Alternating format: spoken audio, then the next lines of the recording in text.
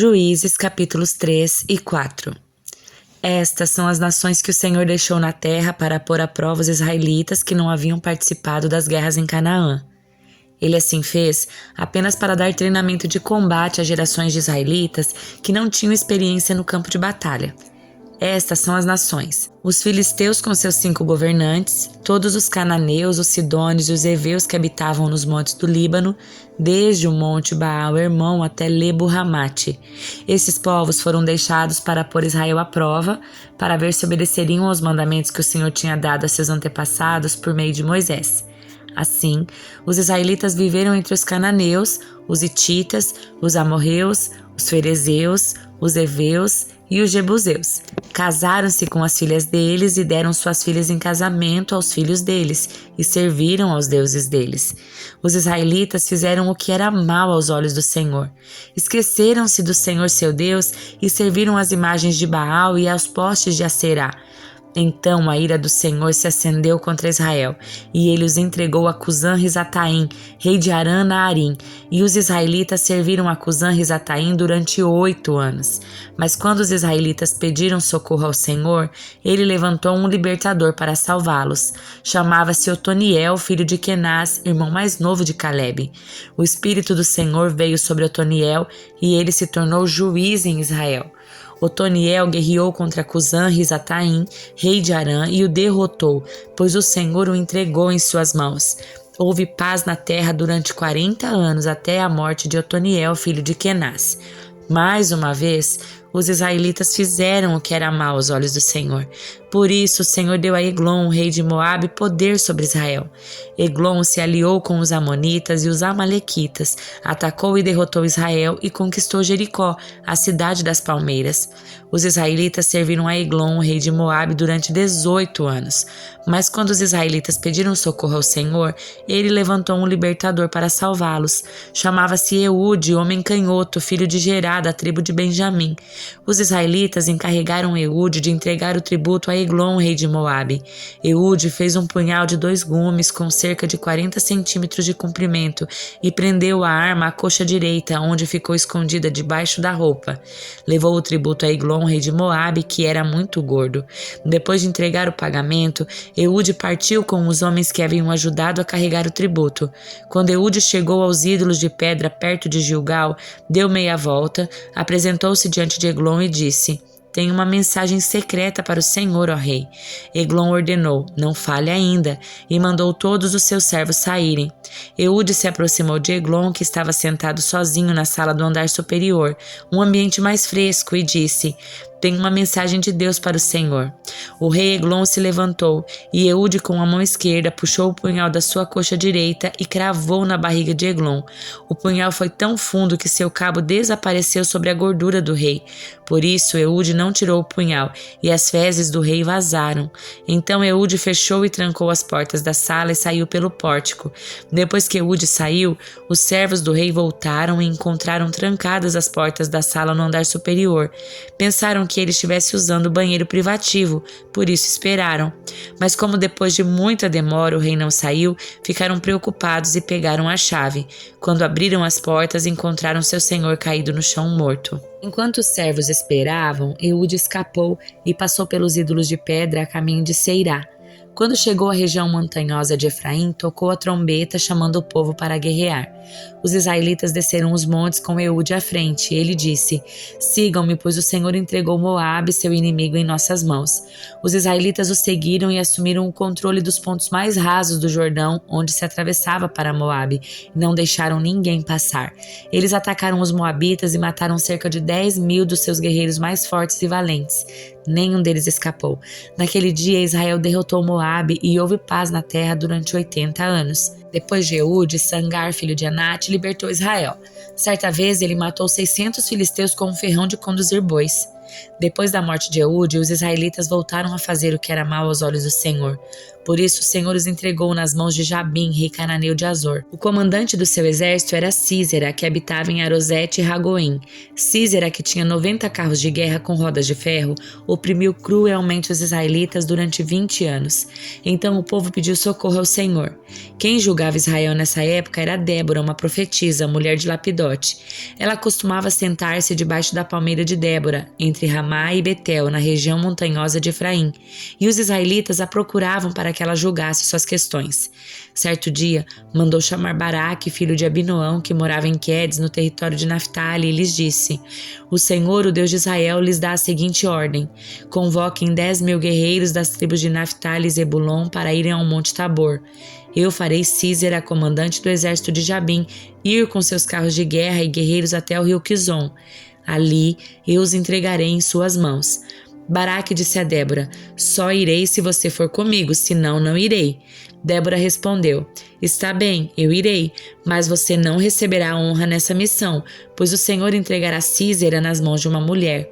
Então Débora foi com Baraque a Quedes. Ali, Baraque convocou as tribos de Zebulon e Naftali, e 10.000 guerreiros subiram com ele.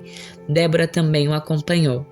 Éber, queneu descendente de Obabe, cunhado de Moisés, havia se separado dos outros membros da sua tribo e armado suas tendas junto aos carvalhos de Zaanim, perto de Quedes. Quando disseram a Sísera que Baraque, filho de Abinoão, havia subido ao Monte Tabor, ele mandou trazer seus 900 carros de guerra com rodas de ferro e todos os seus guerreiros, e eles marcharam de Arosete e Ragoim até o rio Quizon. Então Débora disse a Baraque: prepare-se, esse é o dia em que o Senhor entregará Sísera em suas mãos, pois o Senhor marcha diante de você. Baraque desceu a encosta do Monte Tabor à frente dos seus 10.000 guerreiros para combater. Quando Baraque atacou, o Senhor trouxe pânico sobre os carros de guerra e sobre os soldados de Sísera, que abandonou sua carruagem e fugiu a pé. Baraque perseguiu os carros de guerra e o exército inimigo até Arosete e Ragoim e matou todos os guerreiros de Sísera, nenhum deles escapou. Enquanto isso, Sísera correu para a tenda de Jael, esposa de Éber, o queneu, pois havia paz entre a família de Éber e Jabim, rei de Azor.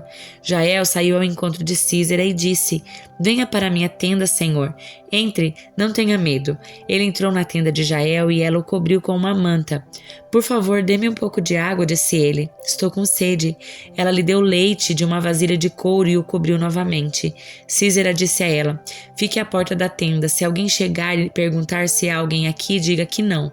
Mas quando Sísera, exausto, dormia em sono profundo, Jael, a esposa de Éber, se aproximou silenciosamente com um martelo e uma estaca de tenda na mão e atravessou o crânio dele com a estaca, que ficou presa ao chão. Foi assim que Sísera morreu. Quando Baraque passou por lá à procura de Sísera, Jael saiu ao seu encontro e disse: venha, eu lhe mostrarei o homem que o Senhor está procurando. Ele a seguiu até a tenda, onde encontrou o cadáver de Sísera com o crânio atravessado pela estaca. Naquele dia, o povo de Israel viu Deus derrotar Jabim, o rei cananeu. Dali em diante, os israelitas se fortaleceram cada vez mais contra o rei Jabim, até que o eliminaram por completo. Livro de Jó, capítulo 23. Então Jó falou novamente: minha queixa hoje ainda é amarga e me esforço para não gemer. Se ao menos eu soubesse onde encontrar a Deus, iria a seu tribunal, expor a minha causa e apresentaria meus argumentos.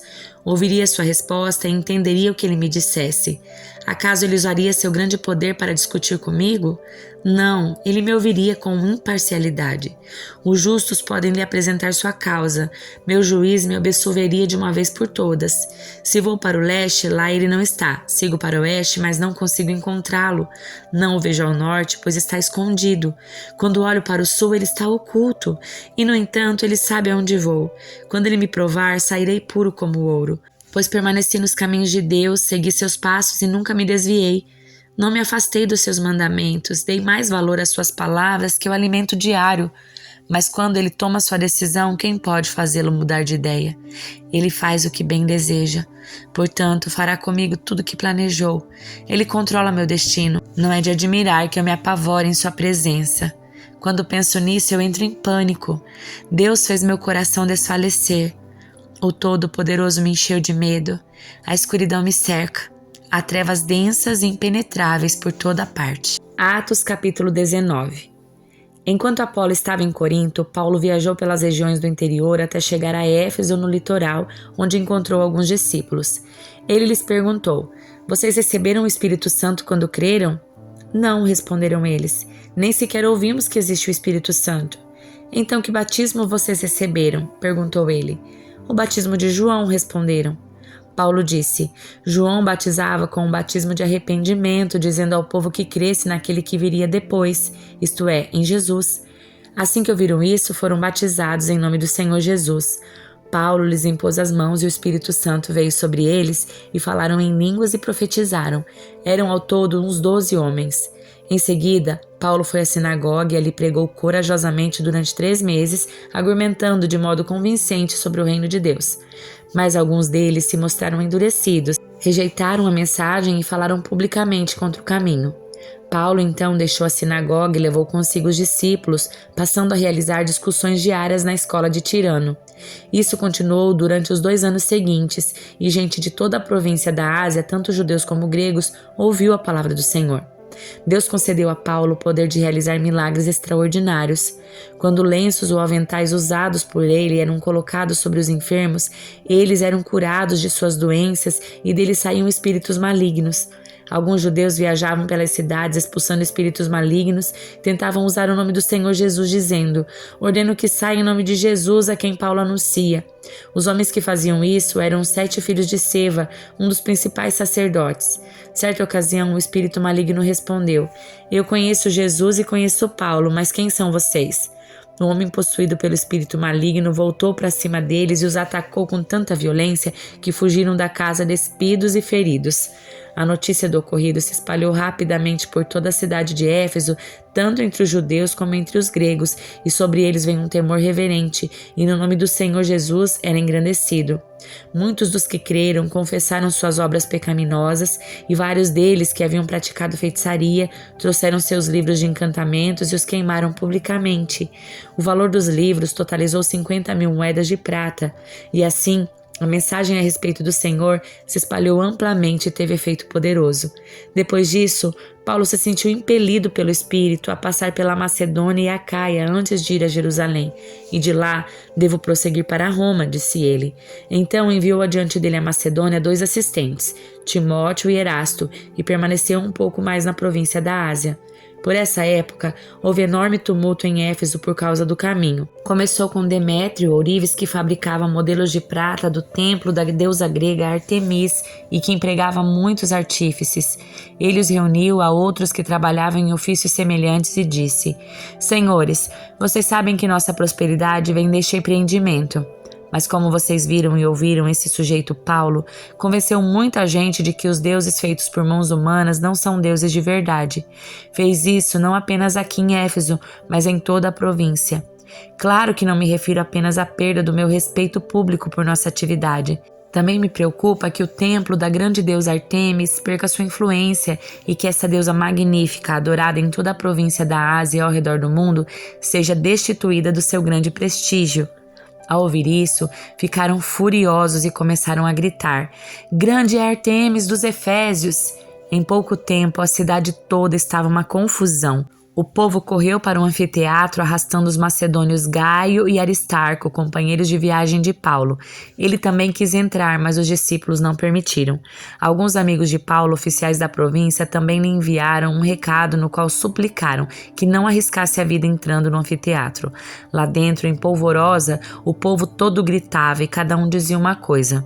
Na verdade, a maioria nem sabia porque estava ali. Entre a multidão, os judeus empurraram Alexandre para a frente e ordenaram que explicasse a situação. Ele fez sinal pedindo silêncio e tentou falar. No entanto, quando a multidão percebeu que ele era judeu, começou a gritar novamente e continuou por cerca de 2 horas. "Grande Artemis dos Efésios!" Por fim, o escrivão da cidade conseguiu acalmar a multidão e disse: "Cidadãos de Éfeso, todos sabem que Éfeso é a guardiã do templo da grande Artemis, cuja imagem caiu do céu para nós. Portanto, sendo este um fato inegável, acalmem-se e não façam nada precipitadamente. Vocês trouxeram estes homens aqui, mas eles não roubaram nada do templo, nem disseram coisa alguma contra a nossa deusa. Se Demétrio e seus artifícios têm alguma queixa contra eles, os tribunais estão abertos e há oficiais disponíveis para ouvir o caso, que façam acusações formais, e se há outras queixas que desejam apresentar, elas podem ser resolvidas em assembleia conforme a lei. Corremos o perigo de ser acusados de provocar desordem, pois não há motivo para esse tumulto, e se exigirem de nós uma explicação, não teremos o que dizer. Então os despediu e a multidão se dispersou.